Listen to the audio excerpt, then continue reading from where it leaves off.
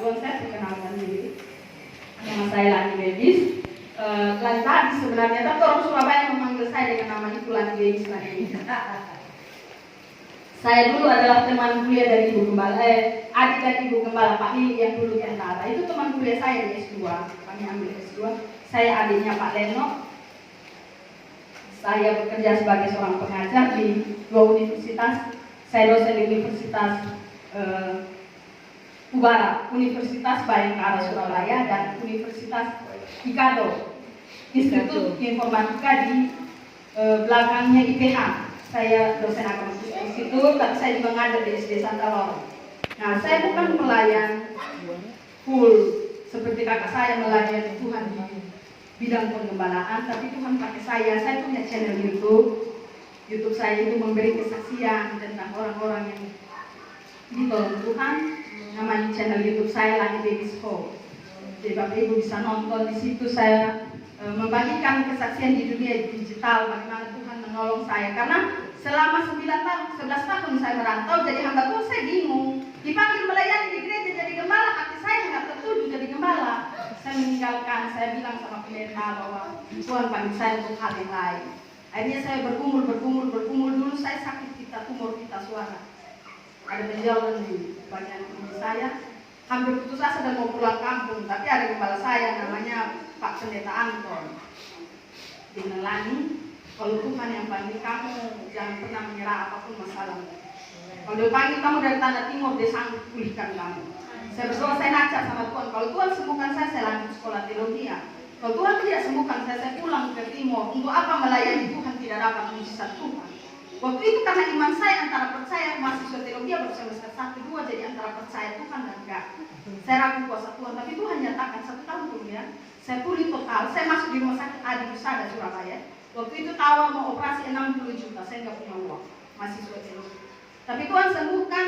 Lalu setelah itu saya bergumul, kalau Tuhan sembuhkan saya mau bikin album rohani untuk beri kesaksian bagi Tuhan. Tapi saya putar-putar Surabaya bikin album rohani itu mahal Bapak. Saya putar nggak punya uang mau bikin album bagaimana. Satu kali Tuhan, saya bergumul sekian tahun, 9 tahun, Tuhan pertemukan saya dengan jebolan Indonesian Idol. Nama dia punya ini rekaman, akhirnya pada 5 bulan yang lagu pertama saya keluar di YouTube. Tetap percaya itu menyaksikan betapa dahsyatnya Tuhan bentuk hidup kita. Nah awalnya saya nggak mau, tapi mereka pikir bahwa kesaksian ini baik untuk memberkati banyak orang. Dan akhirnya setelah itu mulailah saya punya channel YouTube sendiri yang setiap minggu kami share untuk berbagi pengalaman iman bersama umat-umat Tuhan. Nah hal itu awalnya motivasi saya tidak hanya sekedar mau ini, tapi Tuhan membentuk saya lewat hal itu. Dan akhir-akhir ini saya mulai bergumul dengan Tuhan supaya kami punya peralatan sendiri, kami punya studio sendiri. Karena banyak respon yang baik untuk channel kami punya kamera sendiri dan sebagainya. Hari ini Bapak Ibu yang ingin saya share ke Bapak Ibu adalah kita buka dalam Yesaya 45. Saya bersyukur ya jemaat Tuhan di sini unik-unik ya. Hari itu saksian semangat tua muda semangat sampai saya juga ngakak tadi. Luar biasa. Saya pernah pelayan di gereja-gereja tapi luar biasa ya jemaat Tuhan semangat. Buka, mari kita Bapak Ibu sekalian kita buka Yesaya 45 pasal 3.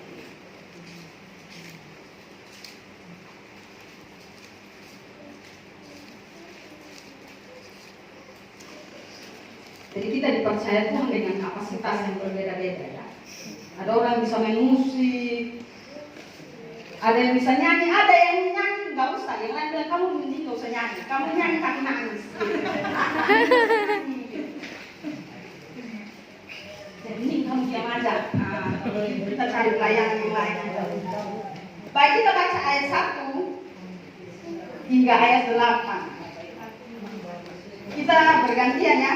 Yesaya pasal 45. Yesaya itu ada di perjanjian lama. Ayat pasal 45 ayat 1 sampai 8. Mari kita baca sama-sama bahwa LAI memberi judul Tuhan memakai Kores sebagai alatnya. 1, 2, 3. Beginilah firman Tuhan. Inilah firman kepada orang yang bertobat, kepada Kores yang beranak supaya aku menundukkan bangsa-bangsa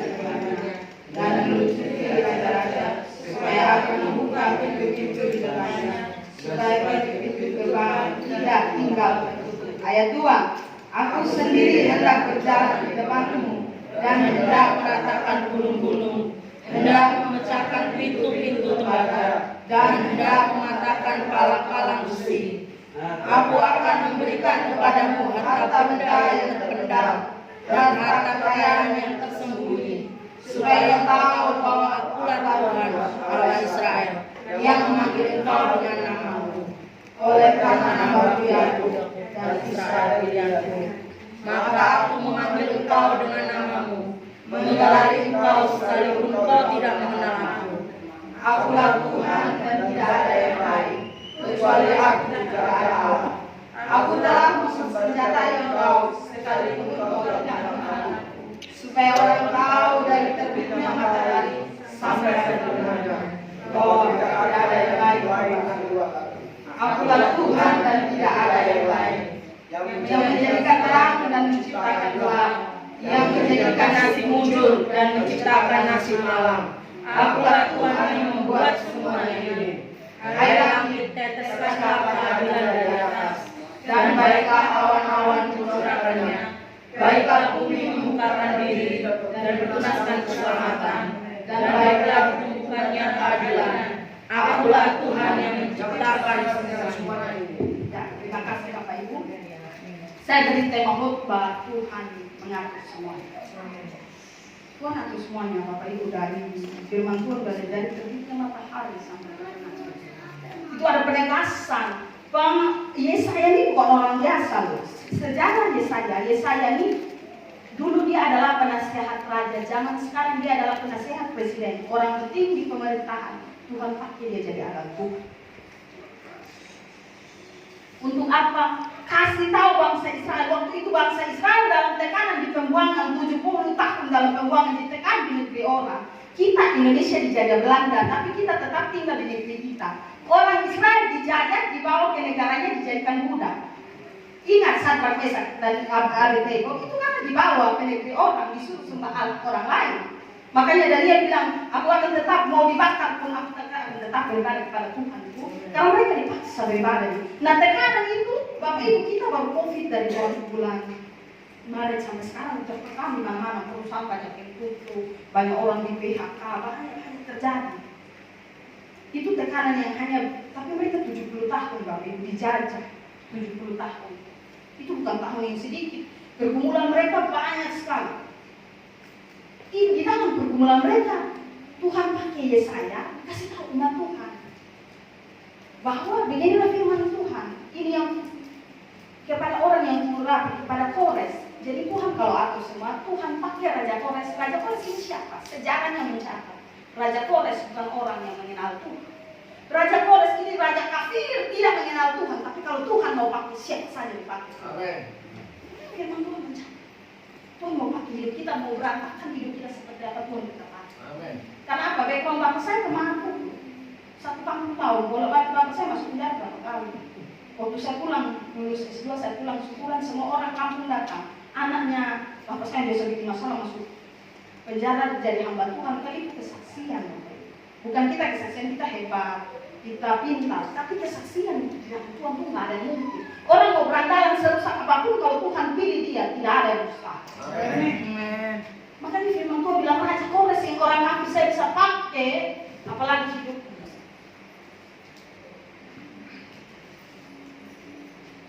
Raja, jadi Tuhan mau tegaskan ke umat Israel, aku hendak berjalan di depanmu, ayat 2, aku hendak mendatangkan gunung-gunung, hendak memecahkan pintu-pintu. Dia bilang ayat 3, supaya engkau tahu. Ayat 3, aku akan memberikan kepadamu harta benda terpendam.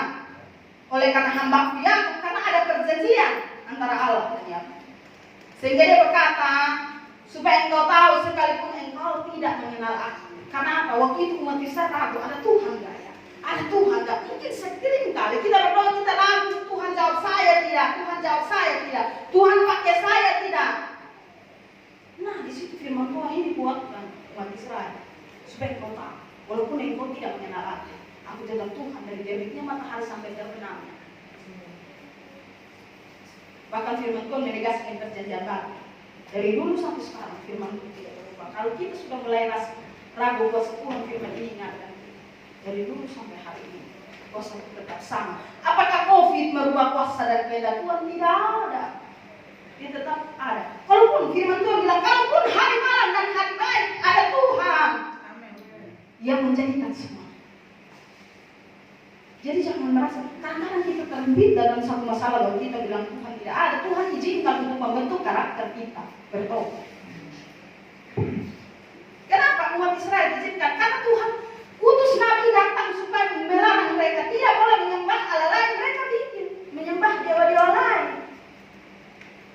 Maka Tuhan bilang satu kali, bangsa ini akan Tuhan kirim Yeremia, tegur mereka. Lalu mereka bilang apa? Mereka tolak Yeremia.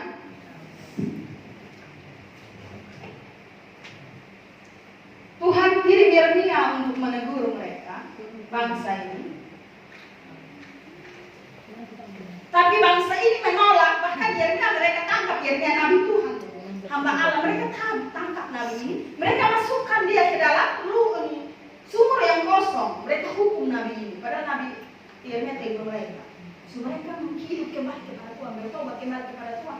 Mereka ikat Nabi Yeremia, masukkan di dalam sumur yang sudah kering.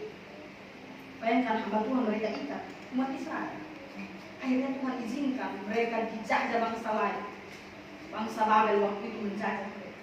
Bait Allah yang selama ini mereka agung-agungkan, dititik, dihancurkan. Orang-orang mereka yang bagus-bagus dibawa ke Babel.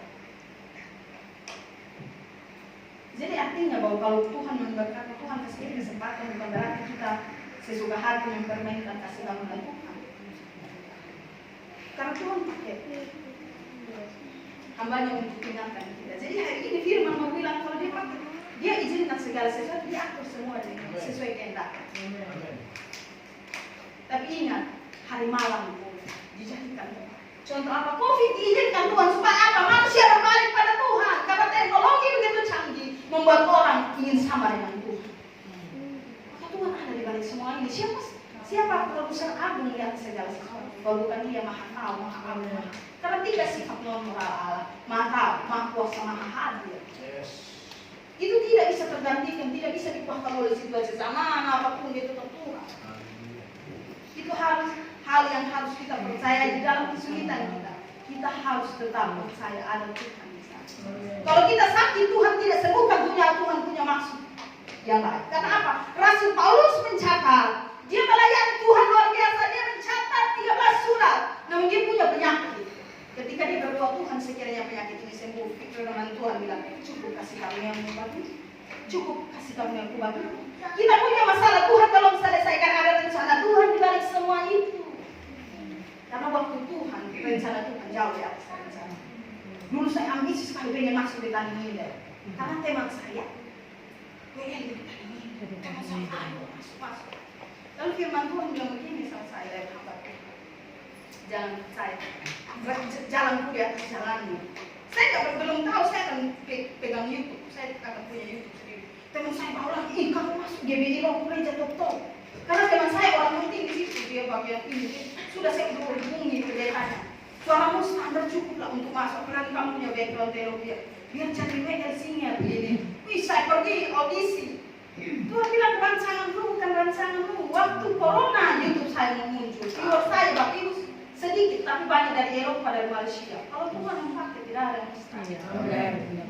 Iya, sampai saya kaget-kaget. Ada pendeta dari Malaysia WA saya, DM saya tanya, ini dari mana saya tahu. Kalau Tuhan memakai hal kecil dia akan bikin spektakuler. Asal kita ikut rencana. Saya bingung, semua orang sudah pelayanan di gereja besar. Saya lulusan teologi kayak gak ada kerjaan. Tugas apa? Doakan orang, hanya bisa doa orang. Pelayanan saya di gereja kecil, saya pun tanya dulu. Kan saya kose-kose WC, Bapak Ibu, saya mikir, kayaknya teman saya yang bermain musik ngejek-ngejek, saya kayaknya kamu salah jurusan ini. Orang Jawa, iyo ada Surabaya. Oh iya ya, kamu itu lah masa, kalau sudah nggak gereja yolan. Oh iyo, katanya aku ini nggak bisa apa-apa. Jadi saya juga bingung, kenapa? Teman-teman saya sudah di level-level yang luar biasa, saya masih kose-kose gereja. Bapak tuh telepon tiap hari dari gereja, WC-nya dibersihkan nanti gereja baru bersihkan. Oh iya Pak, WC sikat. Jangan sampai nanti pendeta bersihkan, aku mikir juga. Tapi di dalam pergumulan itu saya berdoa, Tuhan mau pimpin saya kemana? Saya bingung juga. Jadi pendeta hati saya tidak sejahtera. Ya, pendeta percaya kamu ngepel-ngepel gereja 1 tahun lebih loh. Saya teman saya ke semua masuk ngepel gereja Yolan. Iya juga yo, aku ini salah jurusan aku. Tapi ternyata Tuhan buat lain. Tuhan bilang waktu COVID teman saya hubungi saya dari China itu, kamu cocok nyanyi. Yang kedua, kayaknya aku lihat kamu bisa loh ngomong di kamera. Itu hanya loh wajah. Itu hanya. Masa sih Kak iso? Masa sih sampai kan tek pulang berapa kali sampai sore wajah saya kaku di kamera karena orang biasa ngepel gereja. Orang kamera yo angel Pak. Iya jadi itu sampai tapi Tuhan cara Tuhan itu luar biasa. Iya benar. Jadi saya mulai ketika viewer saya banyak diberkati orang saya mulai ini berarti ini rencana Tuhan. Karena sejauh ini saya bingung mau jadi pendeta hati saya enggak sejak. Iya karena disuruh saya konseling orang yang menikah apa ya belum ketemu cowok apa konseling orang. Jadi saya kepikiran, jemaat dulu saya kepikiran ditanya siapa yang salah, ibunya bilang bapak, bapaknya bilang ibu loh, mana yang salah Pak? Jadi saya berdoa tanya Tuhan jangan sampai ini ambisi pribadi saya, kayaknya Tuhan nggak pakai saya di sini. Mending saya keluar dan pamit baik-baik saya mengajar anak-anak daripada saya paksa diri jadi pendeta biar kelihatan pendeta rani gitu. Padahal Tuhan nggak pakai kita. Tanya Tuhan. Kalau itu dari Tuhan akan ada damai sejahtera. Tapi kalau bukan Tuhan itu biar pelayanan, tapi ada apa? Karena saya pikir fasilitas untuk masa depan kan ada. Kalau jadi pendeta Protestan, gaji udah pasti. Kalau pendeta Pentakosta kan, jadi itu gerejanya di belakang TVRI sampai gembalanya kecewa. Mbak Lani harus doa, minta karunia gembala. Saya bilang Tuhan ketoknya nggak pakai saya di gembala Pak, ojo maksa Pak. Tuhan itu udah pakai sesuai kapasitas. Gitu. Daripada saya stres Pak, saya nggak urus jemaat saya bilang. Jadi akhirnya saya mengundurkan diri berapa tahun kemudian baru saya sadar Tuhan mau pakai saya untuk punya channel sini. Jadi bagi jemaat Bapak Ibu yang punya kesaksian hidup mari di sekota kami datang untuk kita berbagi kesaksian. Amin. Jadi ini umum ya channel saya untuk umum untuk orang kesaksian. Gitu jadi saya baru mengerti kalau Tuhan atur semuanya dia atur sesuai rencananya bukan rencana kita. Makanya firman Tuhan dalam Yesaya dia berkata rencanaku di atas jalan-jalanmu. Jalanku di atas jalanmu, rencanaku jauh di atas rancangan-rancanganmu. Karena dari terbitnya matahari tidak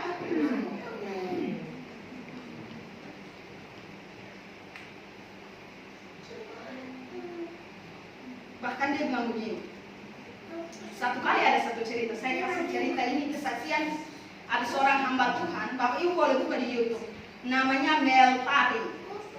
Sekarang dia jadi hamba Tuhan di Amerika. Dia asal dari Tanah Timur tahun 60-an. Dia tidak mengerti bahasa Inggris. Dia dipakai Tuhan pergi ke Amerika. Waktu itu di Tanah Timur terjadi pergerakan rohani luar biasa. Air berubah jadi anggur. Lalu ada orang-orang hamba-hamba Tuhan dengar kesaksian ini terjadi di Tanah Timur, undanglah Mel Tari ini ke Amerika. Amerika kalau sekarang Bapak Ibu, banyak teman saya di Amerika, jemaat gereja dulu saya melayani banyak di Amerika bercerita bahwa gereja Betani udah ada di Amerika. Jadi kalau kita pergi ke Amerika ada gereja khusus orang Indonesia. Jadi kita nyanyi bahasa Indonesia, ngomong bahasa Indonesia sudah ada. Tapi zaman tahun 60-an di Amerika belum ada gereja Indonesia. Jadi Mel Tari ini diundang ke gereja orang bule. Di sana hanya dia orang Timur. Lalu dia disuruh kesaksian pakai bahasa Inggris.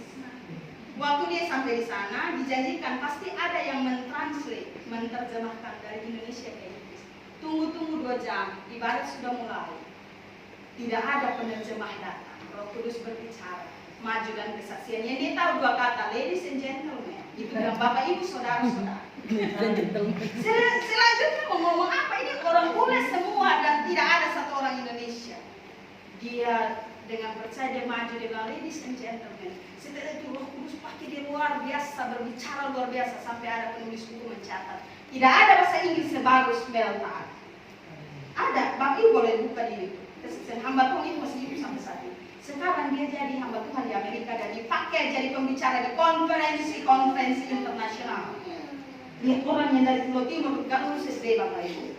Yang bahasa Inggris sekarang di sekolah-sekolah internasional Inggrisnya justice.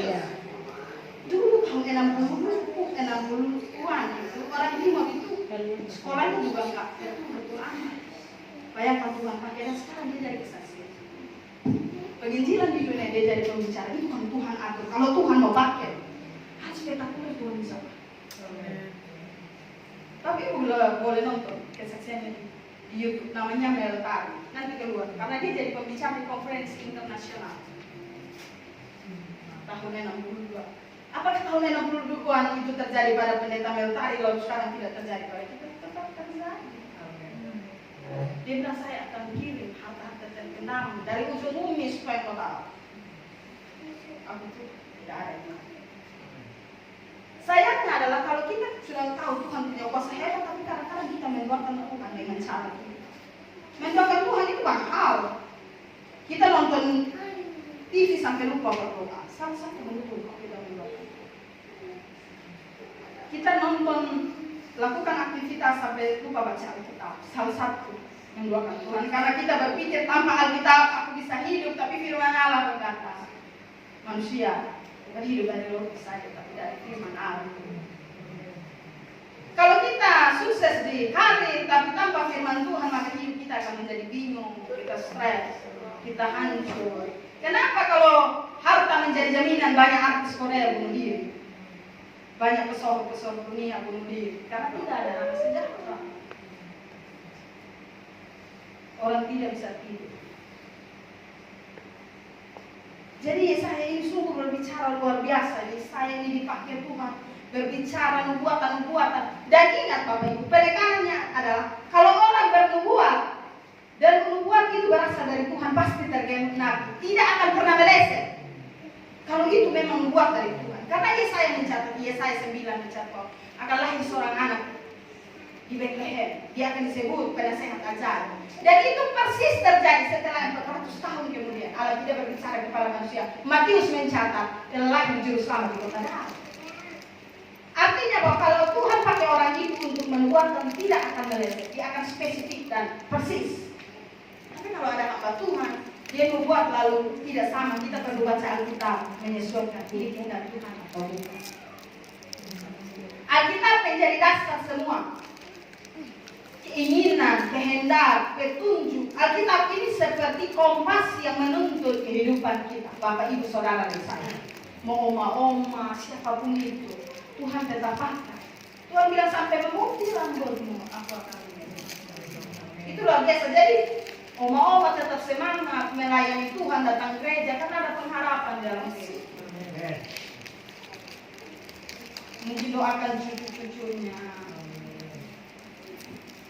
Yang orang tua tetap mendoakan anak-anaknya dan sebagainya. Nah, COVID ini membuat akhirnya orang yang tadi sibuknya luar biasa, membuat orang hanya ada di dalam rumah dan sekarang beribadah. Kebanyakan gereja-gereja live streaming. Live streaming ini bagus, tapi bisa buat kita juga nonton-nonton air pendeta ini terus bosan-bosan mending buka yang lain. Itu ada pilihan, ada pilihan. Tapi satu hal, di balik COVID ini Tuhan menunjukkan dia dahsyat, dia punya kuasa. Bahkan rencana kami udah mau retret ke Bali, rencana gereja kami mau retret ke Bali. Enggak retret, Juni retret, Maret udah COVID. Udah COVID nggak bisa. Itu yang Tuhan bilang, rencanaku di atas jalan-jalanmu, rancanganku di atas rancanganmu. Karena apa? Baru Maret rencana, COVID datang. COVID datang. Itu. Jadi kalau rencana itu tidak bisa kita lihat, tapi di dalam janji yang lama, tapi akan teruji. Firman Tuhan pernah janji sama saya, dan hamba Tuhan bilang satu kali kamu akan dipakai Tuhan dalam perkara besar. Tapi saya balik tanya Tuhan mau sih Tuhan perkara apa? Karena saya melihat bahwa hidup saya ini kayaknya biasa-biasa aja, tidak ada sesuatu yang akan menonjol untuk dipakai Tuhan. Udah punya tetap ngepel gereja, jangan loh. Tuhan kalau satu kali dia mau pakai kita bisa. Dia mungkin pakai tidak sesuai yang kita pikirkan. Saya kan di sekolah teologi supaya jadi pendeta, istri pendeta sampai hari ini nggak jadi. Jadi Tuhan masih percaya saya pelayanan. Nah, tapi Tuhan punya rencana. Tuhan kalau izinkan segala sesuatu, Tuhan kalau bentuk kita dalam satu keluarga, Tuhan punya rencana. Dulu saya berdoa, saya bertanya, Tuhan kenapa saya lahir di papa saya yang mabuk-mabuk begini? Lalu satu kali saya kuliah, satu dosen bilang begini, tidak ada yang terjadi di luar kehendak Tuhan. Engkau lahir di orang tua seperti apa, negara mana, itu ada dalam kedaulatan Tuhan. Iya, karena kalau Tuhan bilang, request saya minta lahir di Eropa, ya, ada musim salju, Indonesia kan nggak ada salju. Tapi Tuhan bilang, kalau lahir di luar mana, termasuk papamu yang sekarang, ada dalam rencana Tuhan. Karena apa? Saya lahir di papa yang sekarang, itu menjadi kesaksian bagi orang lain. Jadi jangan pernah menyesali. Aku coba dulu, jangan nikah dengan Pak ini, istriku yang ini, aku nikah sama mantan bapak, tolong sadar ya. Sadar Pak, bangun dari tidur Anda bahwa apa yang ditetapkan Tuhan itu memang dari Tuhan. Bapak dulu kan gak buka mata lebar-lebar, sekarang baru Bapak buka mata, gak ada. Jadi syukuri apa yang ada. Jadi akhirnya itu membuat saya tidak membenci papa saya mengampuni. Karena apa, saya kalau pukul mama saya itu membuat hati saya tersakit. Ada trauma yang dalam di hati saya. Tapi Tuhan pulihkan. Itu yang membuat saya mengerti bahwa ketika Tuhan izinkan sesuatu, ada rencana Tuhan.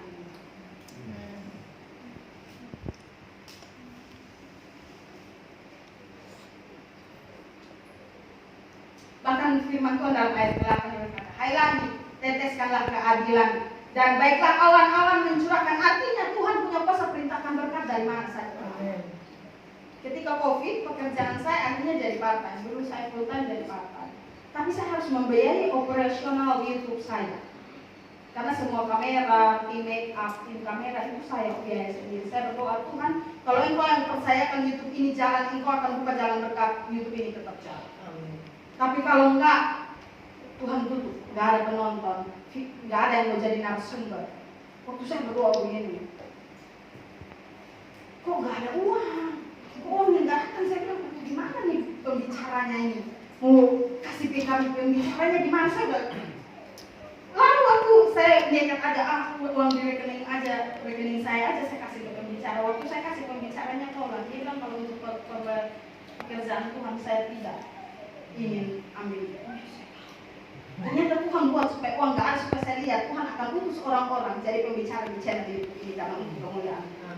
Beri kemuliaan bagi Amin. Dan itu yang bicara dosen-dosen yang udah Tuhan pakai luar biasa. Tapi mereka, saya berkata, Tuhan luar biasa ya. Mereka datang, mereka bilang tidak, kami datang sama pekerjaan Tuhan. Kalau hanya karena lani kami nggak datang, tapi karena Tuhan mengizinkan semua.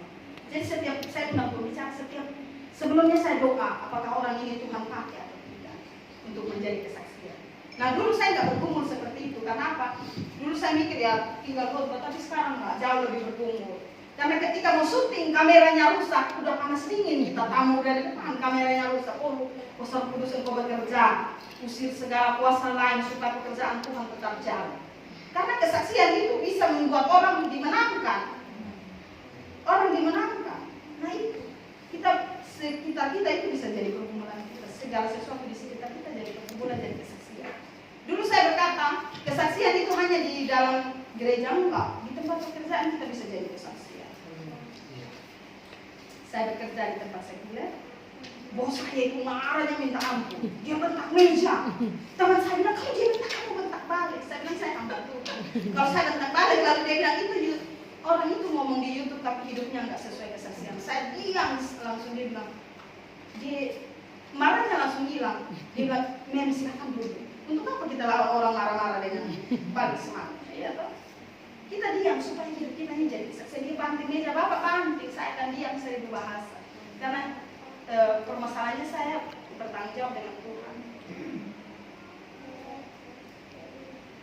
Kalau yang lain banting balik, nggak mau kerja lagi, saya enggak. Malam-malam saya doakan Tuhan ampuni dia, Tuhan berkati dia. Kalau saya keluar dari pekerjaan itu, Tuhan, Engkau yang punya Surabaya dari utara sampai selatan, dari barat sampai timur, Tuhan buka berkat-berkat Tuhan supaya saya terus melanjutkan YouTube ini. Jangan kita tambah kutu bos kita. Tuhan Engkau tahu, kasih dia celaka. Terus saya bangkrut, Tuhan nggak ada ngatur apa yang tambah ini ya. Iya, kasih dia celaka. Nggak boleh kayak gitu. Kita berdoa memberkati. Tuhan lihat hati sikap. Karena firman Tuhan bilang, Tuhan lihat sikap hati. Waktu Daud mau diangkat jadi raja, mau diurapi, saudara-saudaranya perawakan tinggi. Sama bilang mungkin ini. Tuhan bilang, engkau lihat yang kelihatan. Tuhan lihat sikap hati. firman Tuhan malam hari ini kiranya menguatkan, dan Bapak Ibu pulang dengan membawa berkat, kekuatan dari Tuhan. Rumah tangganya diberkati, pekerjaannya diberkati, yang sakit disembuhkan, kekuatan Bapak. Mari kita angkat satu pujian.